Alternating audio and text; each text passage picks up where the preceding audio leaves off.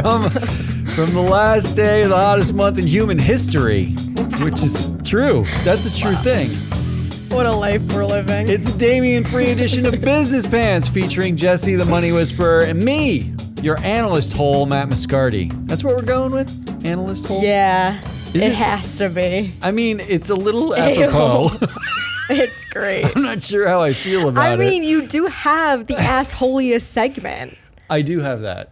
That's true. How did we know that it was just gonna? It's your brand. You've been building your brand. I don't know how I feel about that being my brand. It's your personal brand. My personal brand is being an asshole. Yeah, come buy our products. I'm a jerk. All right.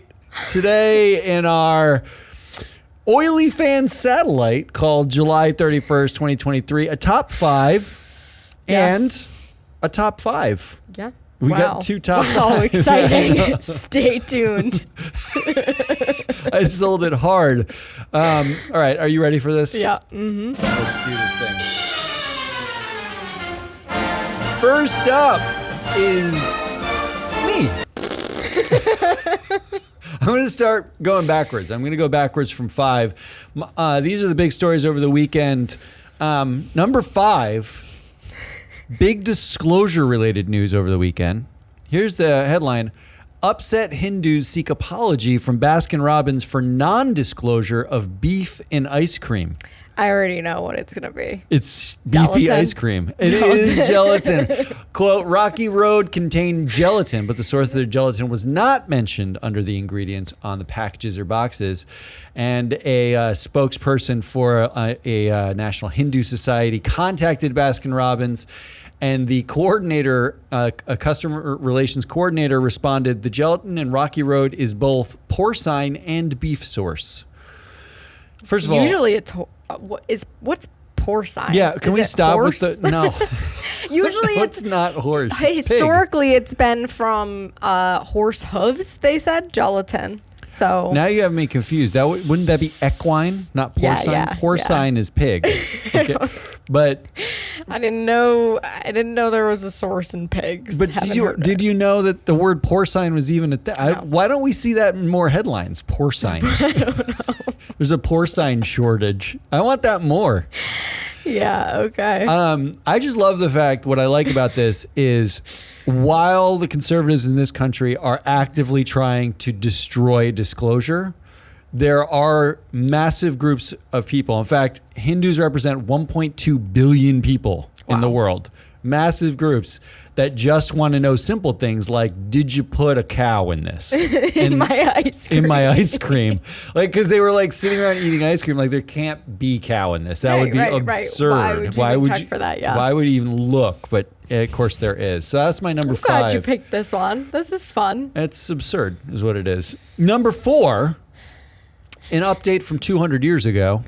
How is this something we missed? This is something we missed over the weekend. All of this came out this weekend, people. An update from 200 years ago. This is the headline, The Return of Cargo-Carrying Sail Ships. In the era of AI, the biggest displacement to supply chains might be sailboats. Huh. I love everything about this story. Me too, actually. The story awesome. covers a ship called the Detoeker, which I assume is my bad Dutch pronunciation. It can carry 70 tons of cargo and 12 passengers. In a previous life, she transported building supplies from Dutch and German coasts, like back and forth. It actually set sail on its first commercial voyage under a company called Eco Clipper, because now we've rebranded sailboats as eco boats. They're woke. Because they're woke. They use wind power, woke wind power. They're actually hoping to build a fleet of, they literally call it this, 25 wind-powered cargo ships. Oh, goodness. They don't call them sailboats. They call them wind-powered cargo ships. It's the most ridiculous thing. It's not false. It's not false. It's ridiculous is what it is. And I love everything about it. And it says in the article, it says, quote, utilizing the latest design technology. I think they mean sails. The latest in sails. That's what they mean. They'll be 10 times larger than the Detoeker is currently, and they're looking to cost 9 million euros each. Although they had to cop to, in the article, the downsides of sailboat technology, even the most modern sailboat technology. Because it would take 70 days to sail from China to Europe, where a container ship does it in 30 to 40 days. And a container ship can move 20,000 containers or 210,000 tons, where this can only do 70 tons and has 70 cubic meters of cargo space. Wow. But I do like the fact that like the newest thing is wind-powered ships from the 18th century. That's amazing. I love this. This is good. Would you shop more at Amazon if you knew that every I was gonna ship? say, Amazon does not seem like they're gonna be the prime client for this. Can you imagine? Can't do prime shipping. I would. They're doing 70 drones. days. Can you imagine though if Amazon switched entirely to sailboats? Imagine you know how you can choose, and like these choices are ridiculous. It's like you can get it an hour later, Yeah, and yeah. that's like the green deal. Imagine if there was a 70 days later. Well, they're not like they don't like ship it from China the day you order it. They have it in the warehouse. Yeah. I just like the idea that like you could literally have right now the ocean is basically flooded with container ships bringing shit all over the world. I would love an ocean of like people like stranded in the middle because there's no wind, like just waiting for. And then Are like, there even enough people that know how to sail to operate these? They That's would- my question. They're probably not, but they would have to send you a notification like Amazon, you get that email that's like your shipment has been delayed due to lack of wind. I love that. I would love that notification every day. That was my number 4 story the over sail the weekend. technology hasn't advanced that much. 25 wind-powered cargo ships. That's good. That's good. Number 3 in my top 5 list over the weekend. This is pure dystopia. Oh, God, I'm scared. Here's the headline. Palantir has built an AI fortress that is unmatched, and the stock is set to soar 54% as new industrial revolution begins. Confused. Some analyst blowhard said Palantir is the AI play of the future. Okay, I don't know what Palantir is. Okay, so Palantir is a Peter Thiel joint. It is basically its first incarnation was it used big data to with law enforcement to figure out how many black people were like they should put in jail. More or less, they would use it for like big data profiling of people, criminals. It was like Minority Report. Okay. Have you ever seen it? Yeah. Like that. But these are the guys who are they're predicting are going to corner the AI market eventually. So I pulled some data on them. First, here is Palantir's AI principles.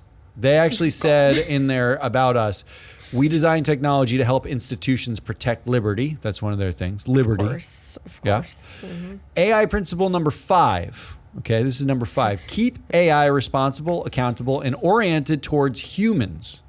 And then they said, quote, generally speaking, AI is both effective and most defensible when employed to assist and enhance human execution and decision-making rather than replace it. They also said AI must be acknowledged as a heuristic, and the impact of AI should be in elevating humanity, not undermining, endangering, or replacing it. Okay. But what I keyed in on is the name of the principle is keep AI responsible and accountable.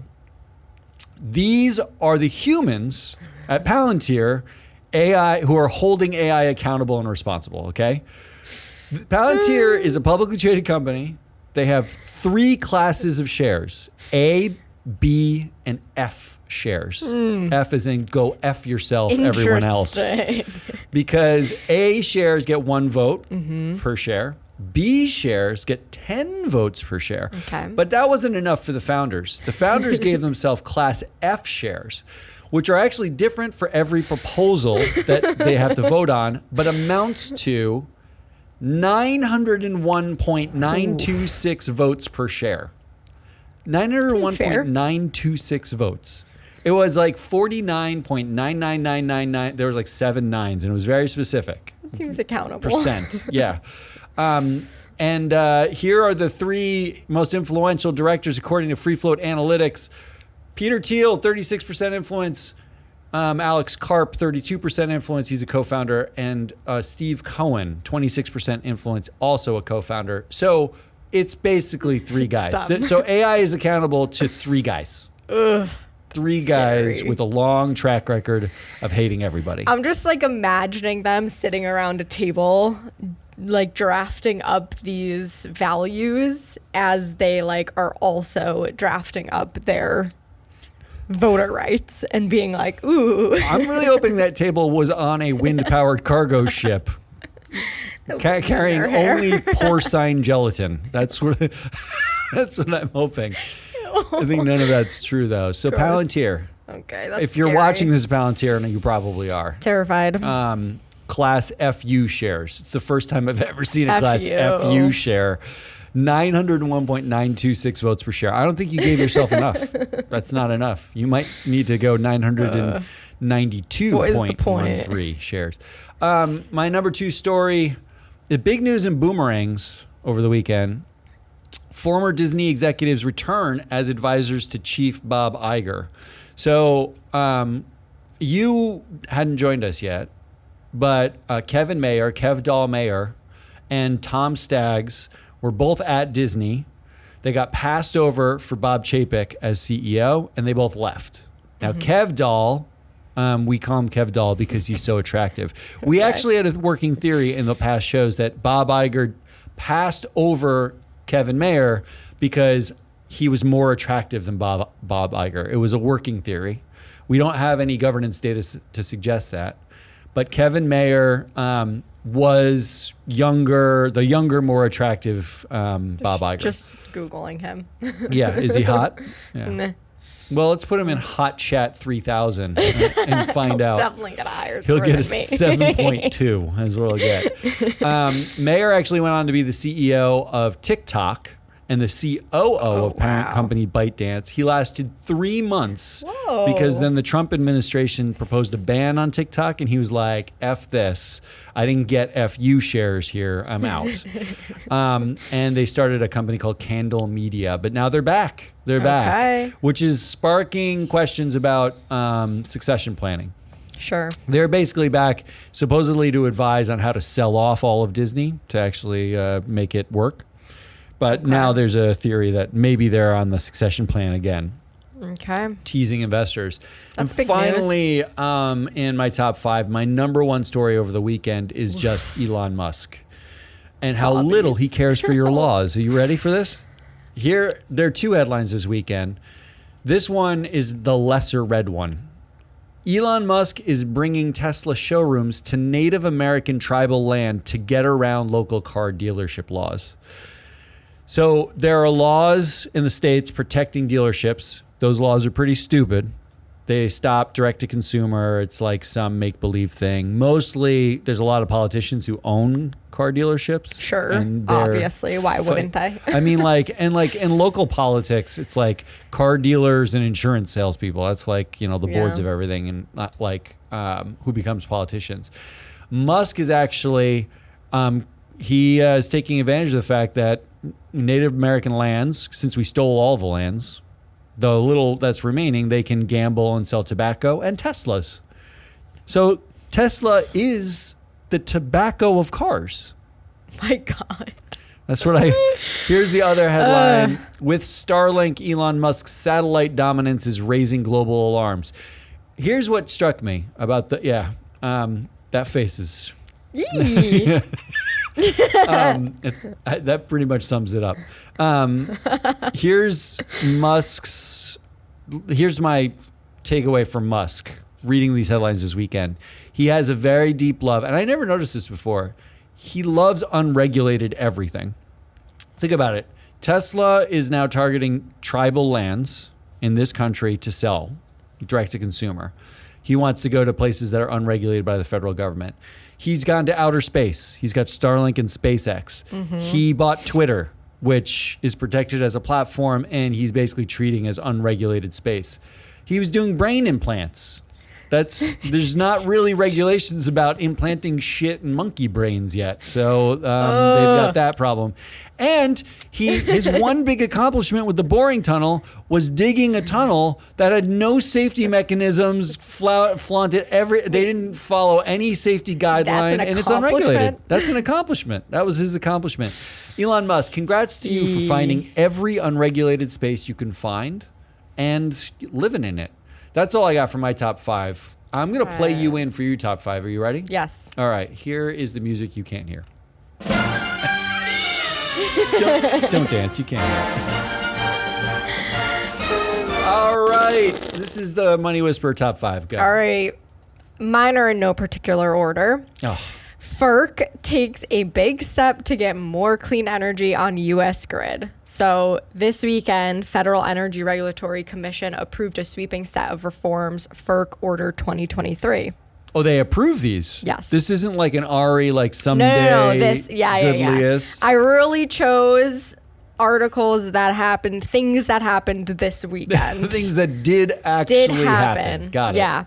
So it is passed, and it'll require U.S. grid operators and utilities to undertake what Chair Willie Phillips described as the largest and most significant set of interconnection reforms in the past 2 decades. So what are they? What do we do? So there will be more stringent. Well, let me just give you the background. At the end of 2022, more than 2,000 gigawatts worth of projects, vast majority of them, of course, wind, solar, battery storage, were seeking grid interconnection. So they were just paused in limbo. To put in perspective, 1 gigawatt is enough energy to power 750,000 homes. What the hell are they doing? 2,000. What were they waiting on? So most stringent deadlines and financial penalties for energy project developers. So part of it is that the developers don't secure their financing and their land rights before proposing projects. Okay, stupid. So they get held up on that end. And then also, on the other end, it's the grid operators and utilities that fail to stick to the timelines and actually integrate them. That one I can buy. Like we got solar panels on our house, and Eversource basically rejected us the first time. Yeah. They dictate all the terms. It used to be you just put solar panels on your house and you sell it back to the grid. Yeah. Now they lobbied, because they have a monopoly in Connecticut, they lobbied Connecticut lawmakers such that Eversource decides whether it's safe to put solar panels on your house. Yeah, so this article talked about that there are like onerous studies that they do, probably specifically to prolong the amount of time that it takes, or just so that they can avoid it or evade it. They can reject your application to put solar panels on your house, which to me is insane. Like that's literally insane. We'll see if it actually makes a difference, but it's going to impose penalties on grid operators and utilities. I like penalties. Okay. So there's that. That could have been good list of the week. There's critics, but everybody's agreeing that it's a good first step. There's more that needs to be done, but I don't know. It feels pretty good. This step in the right direction. It's almost good list of the week in Ari's absence. Yeah. And I've got another one that feels good-ish. You're good-ish. So a judge in Arkansas says Arkansas cannot prosecute librarians for carrying harmful books. Can't prosecute a librarian. After the state joined national push to restrict books. So the law signed in by Republican Governor Sarah Huckabee Sanders earlier this year, set to take effect Tuesday, would have created a process to challenge library materials. District Judge Timothy Brooks paused the law from going into effect because there are library groups that are challenging it. It's in the court system. So he wanted to see if the first right amendments would protect these library groups, see what would happen. So it's paused. What kind of criminal? So, like, is there? So first of all, for reading Pride and Prejudice up to 1 year. So had the law not been halted, it would be a criminal offense to knowingly provide a minor with any material that's harmful, which includes nudity, sexual content, or the current community standards consider it unsuitable. So that means LGBTQ. The current community standards. Yes. So that's as vague as it gets. Exactly. So and if a librarian or bookseller violates it, you face up to 1 year in jail and a $2,500 fine. Can you imagine sending librarians to jail for giving out library books? Damien. Yeah, Damien's sad somewhere right now. He's crying. Yeah. Well, I mean, he's less sad because it's paused, but No, but the It's librarians are not the problem. Like, No. it's not like the librarian is not. Maybe I should direct this to Sarah Huckabee Sanders. Sarah, the librarian's not a drug dealer. They're not just like pointing kids to this one area with like a big red X. Hey kid, look, I got these books and I got these books. This one has a penis in it. Like, it's This one has a person of color as the main character. That is what would be considered against. that would be community standards. That's what I mean. Yeah, that would be against that's a community standard. All right, so I don't know how if I don't. This doesn't feel goodish. The fact that this was ever a thing makes me feel badish. Correct, but at least there's one judge that's like, I'm gonna pause this and see what happens. I'm gonna pause because otherwise, on Tuesday, any librarian that has these stories in their library, just close the libraries.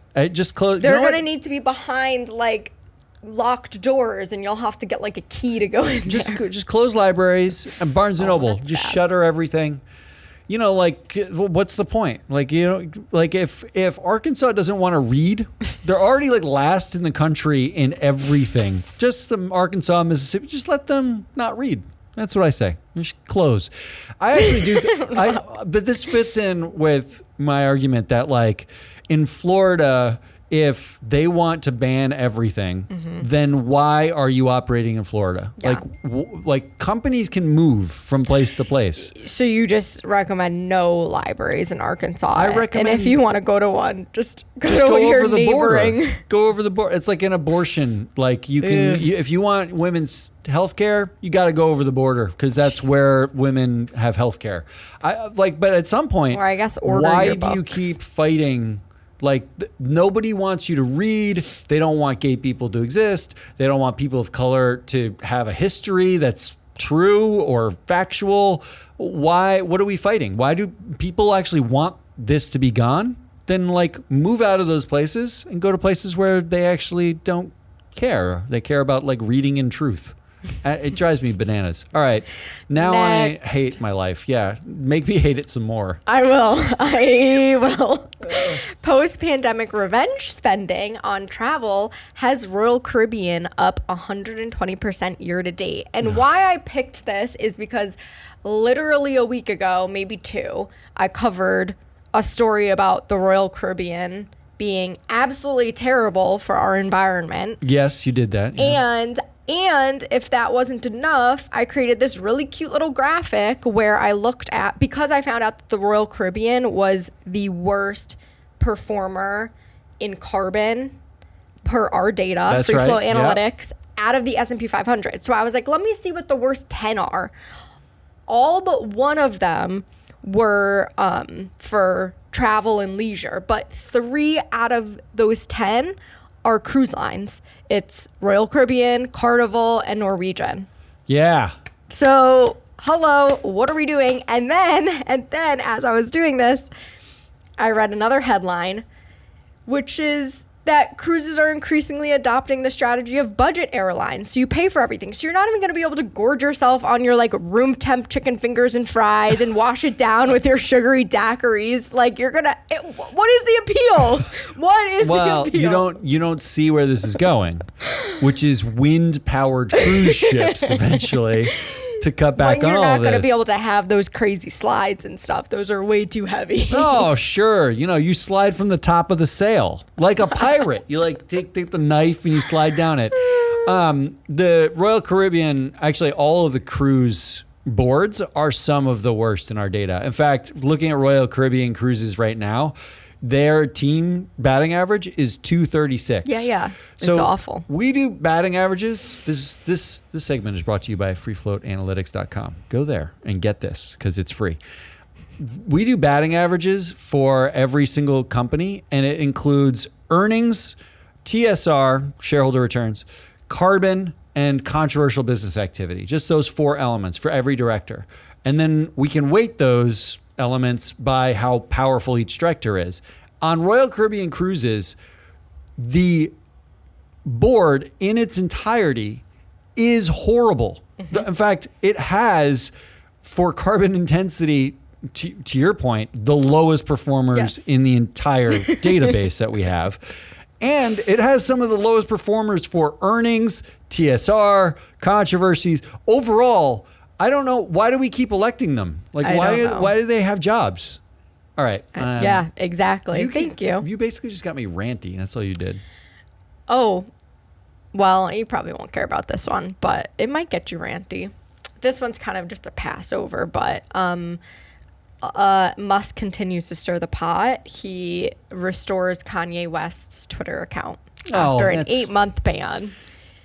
Are we shocked by that? No, I mean, I'm not shocked, but like, he loves doing this. He loves just deciding who can and cannot. This was supposed to be something that was like unregulated, and he's just like deciding who can and cannot. Didn't he say? I mean, they didn't say he had a permanent ban anyway, right? No, but at least with Trump, who was banned, he did a poll and asked people, and 51.8% voted in favor of reinstating him. But no poll with Kanye, just put him back on. Yeah, I mean, the good news is no one's on Twitter or X or whatever the hell it's called anymore, because it's stupid. Yes, true. All right, and lastly, this is gonna be no surprise. This one we already know. This just supports our data and all of that.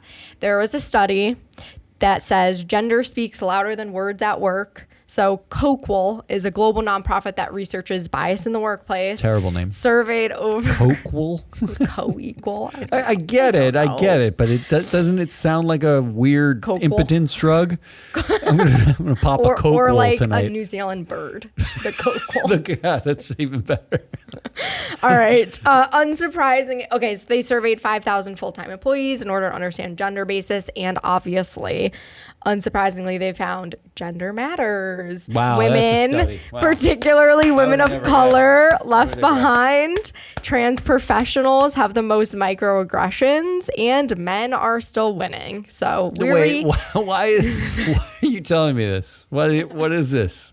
This is a story of the weekend. I mean, gender matters. It's a study that came out. It just reinforces what we see. It's a story in our data from a New Zealand bird that came out over the weekend. That's what we're ending on. That New Zealand bird story in which gender matters. Well, I can't say that was the most inspiring way to end the show, but that's what we got today. Those are your top 5 and your top 5 news over the weekend. We are Free Float. This show was brought to you by freefloatanalytics.com. Just go there. And while you're at check it out. It's fun. When you're done going there, you should go rate this show and send it to somebody. We had Sean Casten on last week, a representative from Illinois, and people love that interview. I don't know why. Go back and listen to that interview. I mean, I know why. If you have not. We did a great job. But go back and listen to that. Otherwise, we'll be back on Wednesday with a real Damian Rollis here for Woke Wednesday. Until then, goodbye.